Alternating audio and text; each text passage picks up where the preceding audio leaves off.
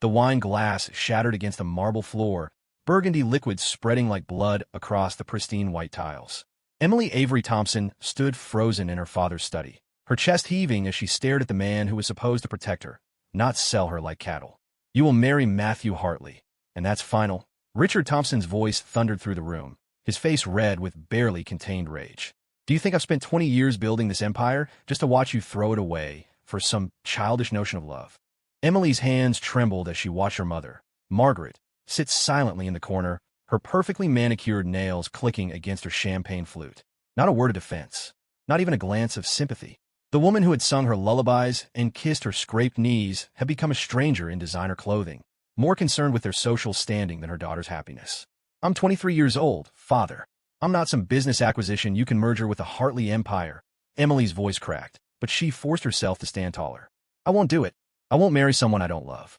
Richard's laugh was cold, devoid of any warmth she remembered from her childhood. "Love? You think love pays for the lifestyle you've enjoyed? The education at Princeton? The car you drive?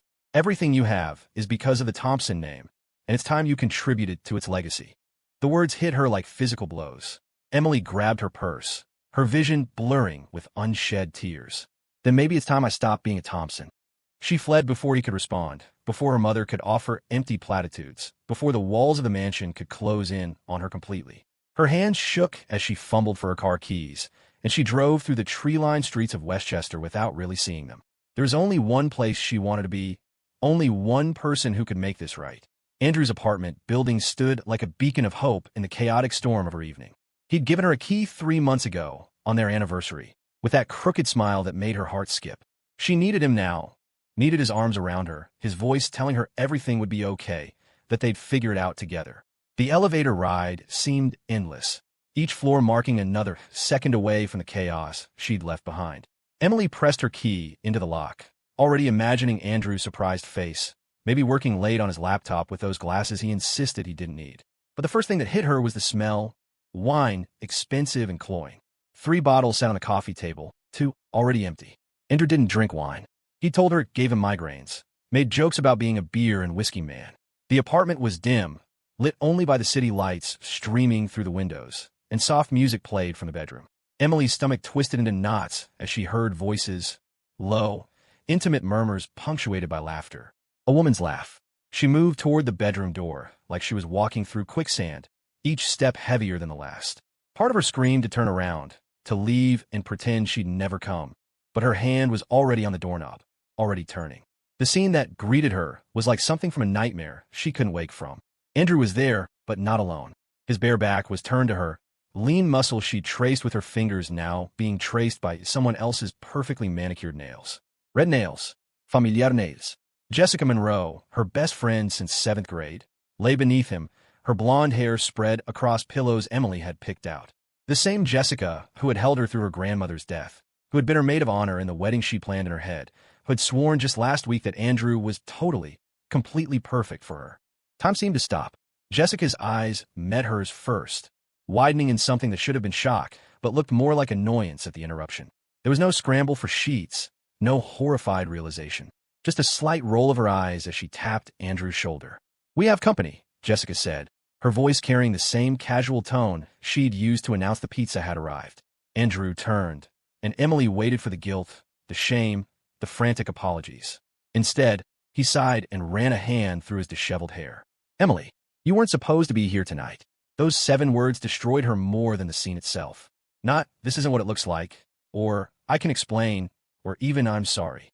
Just a simple statement of inconvenience, like she'd interrupted a business meeting. "How long?" Her voice came out stronger than she felt, each word carved from ice. Andrew shrugged, actually shrugged, as he reached for his boxers. "Does it matter?" "4 months," Jessica supplied helpfully, examining her nails with more interest than she showed in Emily's crumbling world. "Since your birthday party." "Actually, ironic, right?" The room spun. Her 23rd birthday, when Andrew had given her the sterling silver bracelet she still wore, when Jessica had made that beautiful toast about friendship and loyalty. They'd been laughing at her even then.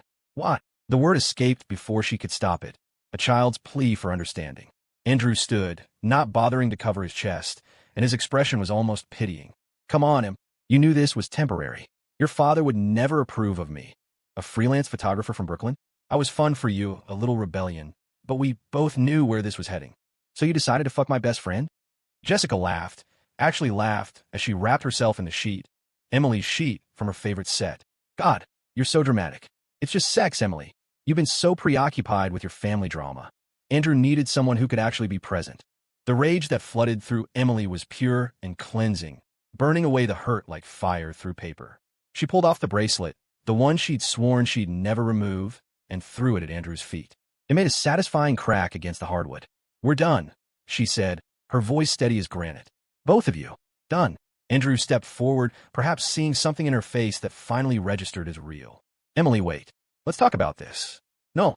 She backed toward the door, her eyes never leaving them. You want to talk? Talk to each other. You deserve each other. A coward and a snake. What a perfect pair. She left them there, in their tangle of lies and betrayal, and didn't look back. The elevator ride down was a blur, the lobby a distant dream, and then she was in her car again, driving without destination. Her phone buzzed incessantly. Messages from Andrew, from Jessica, from her parents. She turned it off and threw it in the back seat. The road stretched before her, and she kept driving. Past the city limits, past the suburbs, past everything familiar. She drove through the night, stopping only for gas, needing to put as much distance as possible between herself and the wreckage of her life. By dawn, she'd crossed state lines twice, finally stopping when she saw the Atlantic Ocean spreading before her in Cape May, New Jersey.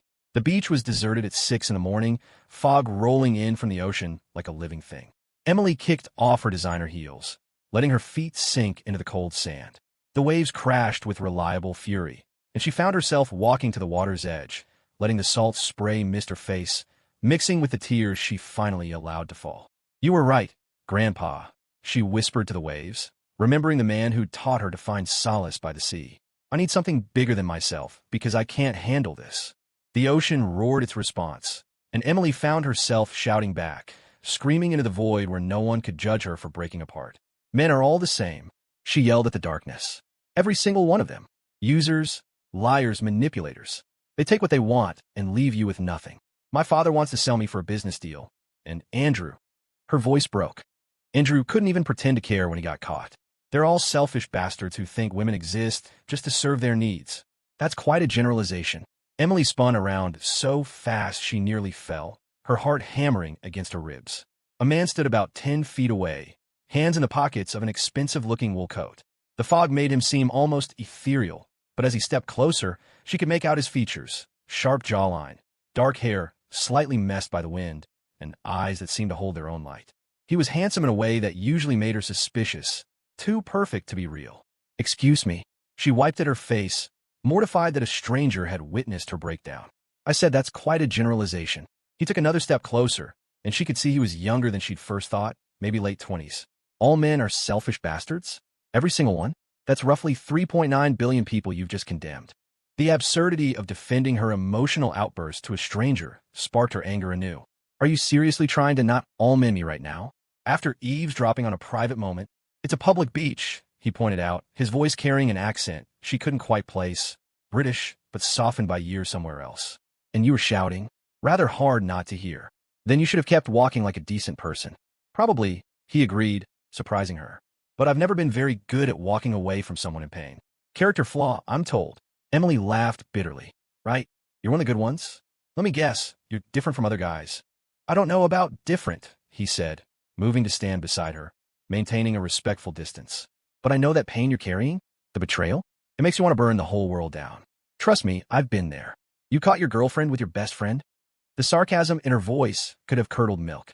Fiancé, actually, with my brother, at our engagement party. Emily turned to look at him fully for the first time. There was no self-pity in his expression, just a quiet understanding that made her anger falter. That's horrible. He shrugged, his eyes on the ocean. It was 2 years ago now. I stood on a beach not unlike this one, in Devon actually, and declared that all women were heartless creatures incapable of loyalty. And now I know that hurt people say stupid things to the ocean. He glanced at her with a slight smile. And that painting 3 billion people with the same brush is not only statistically improbable, but also rather boring. Despite everything, Emily felt her lips twitch. Boring? Incredibly. If all men are the same, if all women are the same, what's the point of any of it? Might as well just flip a coin for major life decisions. Heads, they'll betray you. Tails, they'll betray you differently. Maybe that would be easier, Emily muttered, wrapping her arms around herself as the wind picked up. The stranger shrugged off his coat without hesitation, holding it out to her. When she didn't take it immediately, he sighed.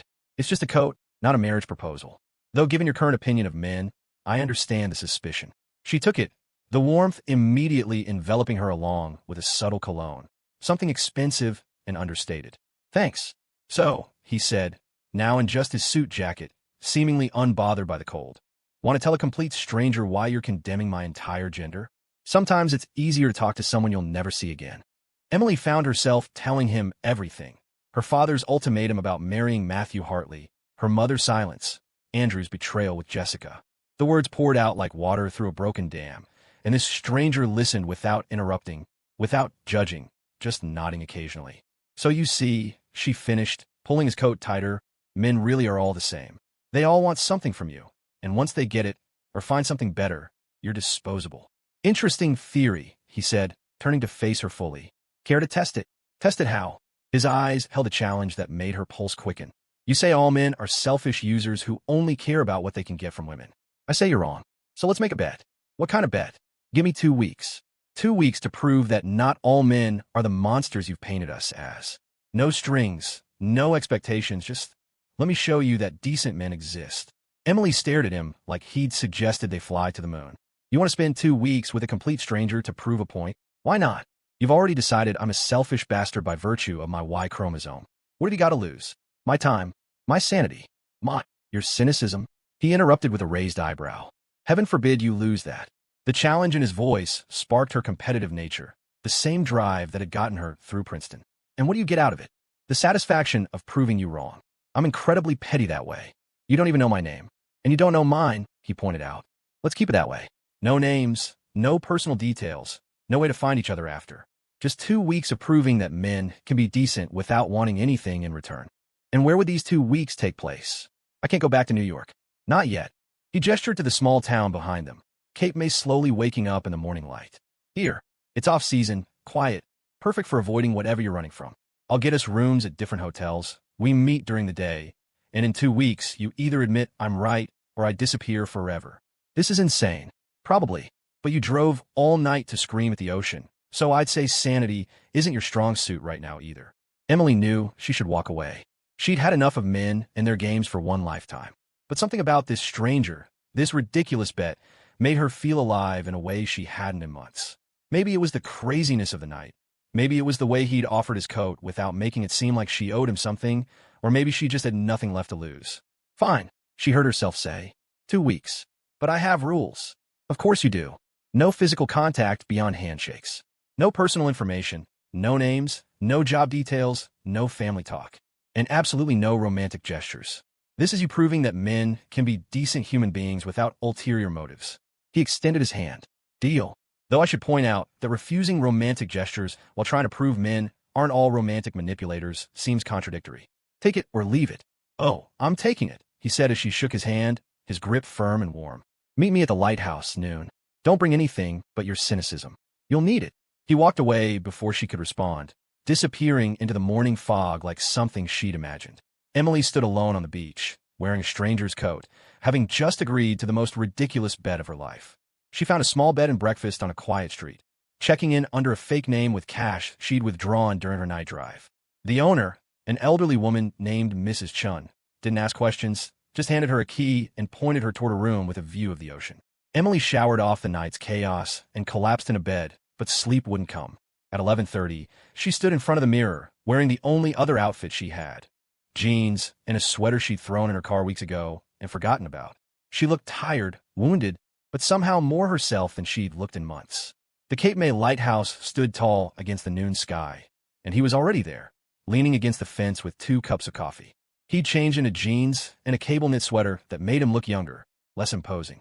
You came, he said, offering her a cup. I'm here for 2 weeks of proof that you're wrong. Nothing more. Naturally. Shall we start with lunch? There's a place that makes excellent crab cakes, though I should warn you, the owner tells terrible jokes. They spent the afternoon wandering Cape May's Victorian streets. The stranger, she decided to think of him as X, like an algebra problem to be solved, was surprisingly good company. He didn't try to impress her with money or knowledge. Instead, he asked her opinion on the architecture, listened when she talked about her love of old buildings, and made observations that were both insightful and occasionally ridiculous. "That one looks like it's judging the other houses," he said, pointing at a particularly ornate Victorian. "Look at those windows. Definitely gossiping about the neighbors." Houses can't gossip. That's exactly what a gossiping house would want you to think. They had dinner at a small seafood place where the owner did, indeed, tell terrible jokes. X groaned at each one, but tipped generously, and when Emily raised an eyebrow, he shrugged. He's trying to make people happy. That's worth something, even if the jokes are crimes against humor. Each day fell into a rhythm. They'd meet at noon, explore a different part of Cape May, share meals and conversations that carefully avoided personal details. X was funny in a dry, self-aware way that caught her off guard. He didn't get defensive when she tested him with feminist arguments, didn't try to dominate conversations, didn't make her feel like she had to perform or pretend. On day 3, they rented bikes and rode along the shore. Emily hadn't felt this free in years, laughing as X nearly crashed, trying to avoid a particularly aggressive seagull. "I thought all creatures loved you good men," she teased. "That seagull is clearly a misandrist. I respect its position." Day 4 was raining, so they went to a small bookstore where they spent hours recommending titles to each other. X had surprisingly good taste in mystery novels and an unexpected passion for poetry. "Byron, really?" Emily asked, finding him in the poetry section. "What can I say? I appreciate dramatic men who make terrible life choices. Representation matters." She laughed, pulling out a Mary Oliver collection. "I prefer poets who actually like being alive." Fair point, though being alive is significantly easier when you're not Byron. Day 5, they took a dolphin-watching cruise. Emily had expected it to be touristy and awful, but when the dolphins appeared, playing in the boat's wake, she found herself genuinely delighted. X stood beside her at the rail, careful not to touch, his expression soft as he watched her joy. "What?" she asked, catching him looking. "Nothing. Just, it's nice to see you happy. Don't make this weird. Wouldn't dream of it. Though I should point out that dolphins are notably feminist. Very matriarchal society. You're ridiculous. Part of my charm." Day 6, they visited a winery despite both admitting they didn't really understand wine. The sommelier was pretentious, and they spent the entire tasting making faces at each other behind his back, trying not to laugh. "Notes of leather and tobacco," X whispered, swirling his glass dramatically. "With just a hint of, is that pretension?" "Yes, definitely pretension." Emily had to excuse herself, claiming she needed the restroom, when really she just needed to laugh without the sommelier seeing. Day 7 marked the halfway point. They sat on the beach at sunset, maintaining careful distance between them. "So," X said, "still think all men are terrible?" "The jury's still out. You could be playing a long game. A 2-week game with no possibility of contact afterward? I'm not that patient." "Then why are you doing this?" He was quiet for a long moment, watching the sun sink into the ocean. "Maybe because I needed to prove it to myself, too. That people can be kind without wanting something. That connection doesn't require transaction. And have I helped prove that?" He turned to her, and there was something in his eyes that made her forget to breathe. Every day, the second week was harder. The careful boundaries they'd established began to feel like prison walls. Emily caught herself watching how his hands moved when he talked, noticing the way his laugh changed when he was genuinely surprised versus politely amused. She found herself sharing more than she intended. Her abandoned dreams of being an artist, her complicated relationship with her mother, her fear of ending up like the women in her family, decorative and silent. "Why did you give up art?" X asked on day 10, as they walked through a gallery of local artists. "Because I was scared I wasn't good enough. Because my father said art was a hobby, not a career. Because I'm a coward." "You drove all night to escape a life you didn't want." "That's not cowardice. It's not bravery either. It's just running. Sometimes running is the bravest thing you can do." Day 11, they went to the Cape May Zoo. X spent an absurd amount of time at the penguin exhibit, making up elaborate backstories for each bird. "That one's clearly going through a midlife crisis," he said, pointing to a penguin standing apart from the others. "Probably just bought a sports car he can't afford. Penguins can't drive. That's what makes it a crisis." Day 12, a storm kept them inside. They played board games in a cafe, and X was terrible at all of them, which delighted Emily. "How are you this bad at Scrabble? You read Byron." Reading and spelling are entirely different skills. Besides, chi is not a real word. It absolutely is. It's a cop-out, is what it is. Day 13, they took a ghost tour that was more silly than scary. The guide was enthusiastic about every creak and shadow, while X provided running commentary that had Emily covering her mouth to keep from laughing. And in this very room, the guide intoned dramatically, "Guests have reported feeling a presence." Probably carbon monoxide, X whispered. Very presence, like symptoms. On the last day, day 14, X suggested they return to the beach where they'd met. The morning was gray and misty, similar to that first day. They walked along the water's edge in comfortable silence until X finally spoke. So, have I proven my point? Or am I just another terrible man in your collection? Emily stopped walking, turning to face him. 2 weeks of careful distance, of controlled interactions, of pretending she didn't notice the way his eyes lit up when he laughed, or how he always made sure she was comfortable, safe, heard. 2 weeks of being seen as a person, not a possession or a project or a problem to be solved. You've proven that not all men are terrible, she admitted. But you're not real. This version of you, this X who has no name, no life, no complications, he's wonderful. But he's not real. Tomorrow you go back to whoever you actually are, and I go back to New York and face my mess of a life, and this becomes just a strange interlude. It doesn't have to be. Yes, it does. Those were the rules. No names, no contact after. X stepped closer, still not touching, but close enough that she could feel his warmth. Rules can be broken. No, Emily said, though everything in her wanted to say yes. Because then you become real, and real people disappoint you. Real people betray you. Real people leave. I won't. You don't know that. You don't know me, not really. You know this version of me, the one who's running, who has nothing to lose. But the real me? She's a mess. She's angry and scared and doesn't know how to trust anymore. Then let me earn it. Your trust. I can't. The words came out broken. I can't do it again. I can't believe in someone and watch them become someone else. X was quiet for a long moment, then nodded. I understand. But can I ask one thing? Just one, before we honor our agreement and never see each other again. What? Let me show you something. Not romantic, not a gesture, just something I think you need to see. He led her to a small art studio she hadn't noticed before, tucked between Victorian houses. Inside, canvases lined the walls, all by local artists. But X walked past them to a corner where art supplies were set up. The owner lets people paint here sometimes, he explained. I thought. You said you haven't painted in years. Maybe it's time. I can't just. Why not? You're running anyway. Might as well create something while you do.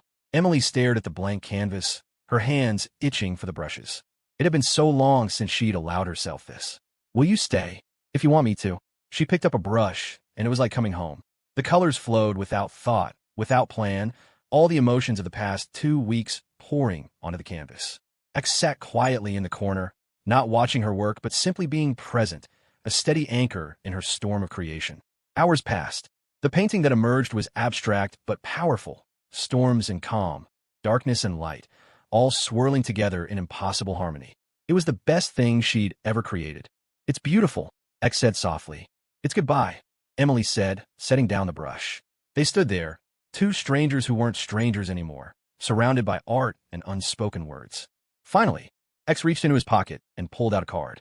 I'm going to leave this here, he said, placing it face down on the table. It has my name, my number. If you ever want to know who I really am, if you ever want to see if the real me is worth knowing, it'll be here. The owner will keep it for you. I won't call. I know. This is goodbye.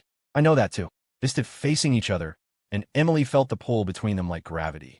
2 weeks of careful distance, and all she wanted was to close the gap, to know what his lips tasted like, to forget all the reasons this was a terrible idea. Thank you, she whispered, for proving me wrong. For 2 weeks of being decent without wanting anything in return. I didn't want something, he admitted. I wanted you to believe that good men exist. I wanted you to stop hurting. He stopped himself. It doesn't matter what I wanted. Emily moved before she could think, rising on her toes to press her lips to his. The kiss was desperate and sweet and tasted like endings. X's hands came up to cup her face, gentle and reverent, and Emily felt herself breaking apart and coming together all at once. When they finally pulled apart, both were breathing hard. Goodbye, Emily whispered and fled before he could respond, before her resolve could crumble entirely. She went straight to her bed and breakfast, packed her few things, and drove out of Cape May without looking back. The card he'd left remained at the art studio, untouched. She told herself she'd never return for it, never needing to know his real name. But her lips still tingled from his kiss, and her hands still smelled like paint, and something fundamental had shifted in those 2 weeks. She wasn't the same woman who'd screamed at the ocean about terrible men. She was something new, someone who could create again, who could believe in possibility even if she couldn't act on it. The drive back to New York felt like returning to prison. Emily sat in her car outside her parents' house for an hour before finding the courage to go in. Her mother answered the door, perfect as always despite the late hour. Emily, thank God. Your father has been beside himself. The Hartleys have been asking. I'm sorry I disappeared, Emily said, surprised to find she meant it. But I'm not sorry for leaving. I needed to figure some things out. And did you? Yes. I'm not marrying Matthew Hartley, Mom. I'm going to get my own place, maybe go back to school for art. I'm going to build my own life. But she soon changed her mind. There was no fighting it. She was going to get married, and in the fight between her and her dad. Then one morning, the nausea hit. The morning sickness didn't stop. It returned every dawn like clockwork, until the mere sight of breakfast made Emily's stomach twist. She tried to convince herself it was stress or exhaustion. After all, she hadn't slept properly in weeks, but deep down, fear began to bloom in her chest. One afternoon, unable to take it anymore, she bought a pregnancy test. She sat on the cold floor of her bathroom, watching the tiny stick as if it could decide her entire future. The silence was unbearable. Her hands trembled. Then the second line appeared. Bold, unforgiving. Her heart stopped. No, this can't be happening. But it was. She was pregnant. Memories flashed like lightning. The stranger's soft smile, his steady hands, the night they laughed under the stars by the sea, and the way he whispered that she deserved to be loved for who she was. Tears blurred her vision. He was the only man who'd ever made her feel safe, seen, and yet, she didn't even know his name. Only the engraved initial on the silver ring he wore, XR. When her mother found her sitting dazed in the bathroom, test in hand, the color drained from her face. The next few minutes blurred into shouting, disbelief, and cold accusations. Emily Avery Thompson, how could you disgrace us like this? Her mother yelled, pacing the room. Do you have any idea what this will do to your father's reputation? Emily could barely speak. Mom, please. I didn't plan this. Planned or not, you will end it. You hear me? You will end it before he finds out. But Emily shook her head, tears spilling down her cheeks.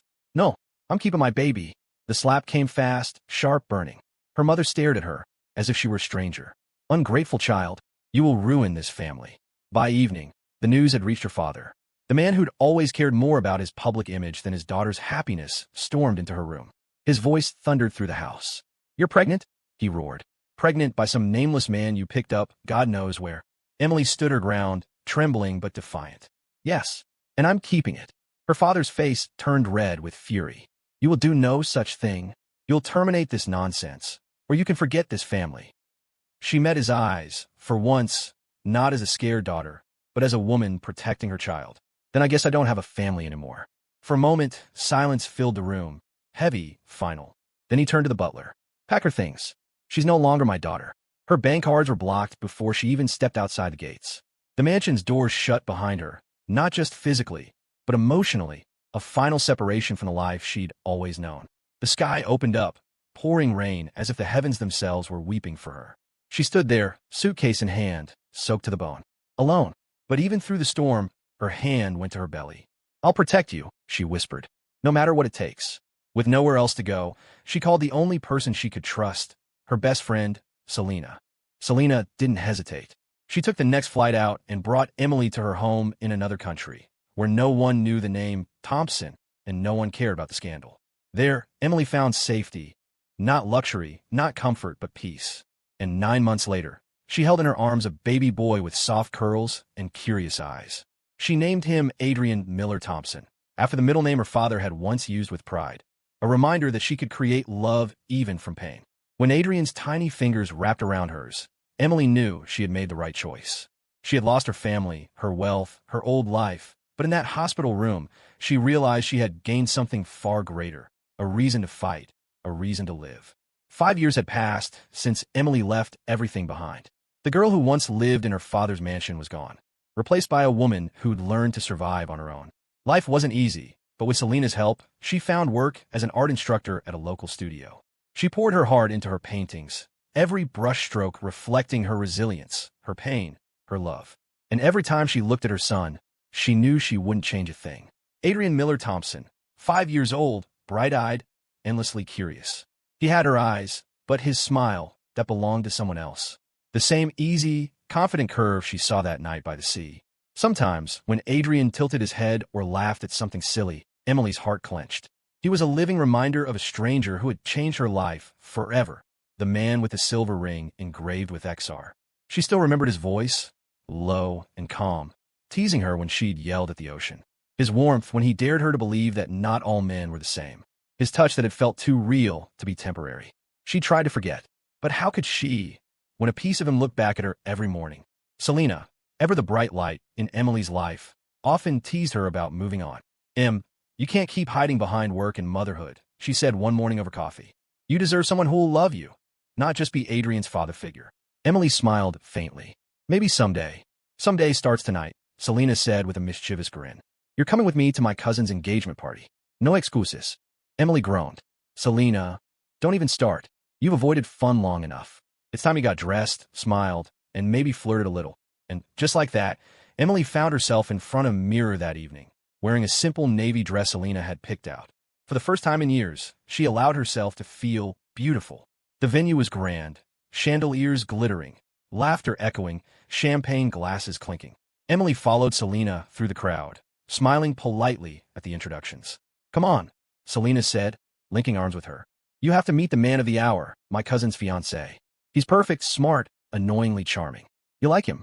Emily laughed softly. That sounds dangerous. Selena grinned. Don't worry, he's already taken. The announcement began soon after. Music softened, lights dimmed, and all eyes turned toward the stage where the host began to speak. It's time, the man said cheerfully. Let's welcome the soon-to-be groom, Xander Reed. Applause erupted. Emily smiled politely at first, but then froze. Her breath caught.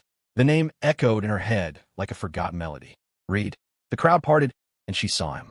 The tall, confident man in a black suit walking toward the stage. The same steady eyes, the same warm smile, the same silver ring. Ixer. For a moment, the world stopped. It couldn't be. Her fingers trembled as her heart pounded against her ribs. 5 years. 5 long years. And there he was. The man who'd once held her through the night, whose voice had whispered that she deserved better. The man she'd thought she'd never see again. And he was here, about to propose to another woman. Her stomach twisted. She wanted to look away, but her body refused to move. Then his gaze swept over the crowd and landed on her. Time slowed. For a heartbeat, something flickered in his eyes. Recognition. Shock. Confusion. Emily's throat tightened. The world around her blurred, the applause fading into a distant hum. She couldn't breathe, couldn't think. No, this wasn't possible. Without another word, she turned and rushed out of the hall. Her heels clicked against the marble, echoing the chaos inside her chest. Outside, the cool night air hit her face, but it did nothing to steady her racing pulse. It was him. There was no doubt. The man who dared her to believe in love. The man who'd unknowingly given her a son. Xander Reed. Selena ran after her, confused. Emily, what's wrong? Are you okay? Emily swallowed hard, forcing a smile that didn't reach her eyes. I need to go home. I am sorry, Selena. I can't stay. She didn't wait for questions. She drove straight home, heart hammering with every mile. When she opened the door, Adrian came running to her, his little arms wrapping around her legs. Mommy, you're home early. Emily knelt and hugged him tightly, burying her face in his hair. Tears welled up unbidden. Yes, sweetheart. I missed you. As she held him close, realization washed over her like a tidal wave. Adrian's eyes, his smile, his stubborn little frown. They were his. The man she'd loved without knowing, the man she'd spent years wondering about, was her best friend's cousin. And he didn't even know he had a son. Emily closed her eyes, her heart shattering and soaring all at once. She had no idea what she would do next. But one thing was certain, nothing about her life would ever be the same again. What would you do if the man who broke your heart turned out to be the father of your child, and he's about to marry someone else? Will Emily tell Xander the truth, or keep their son a secret forever? Comment part 2 below if you want to see what happens next. And don't forget to like, share, and subscribe for more emotional love stories that will break your heart and heal it all at once.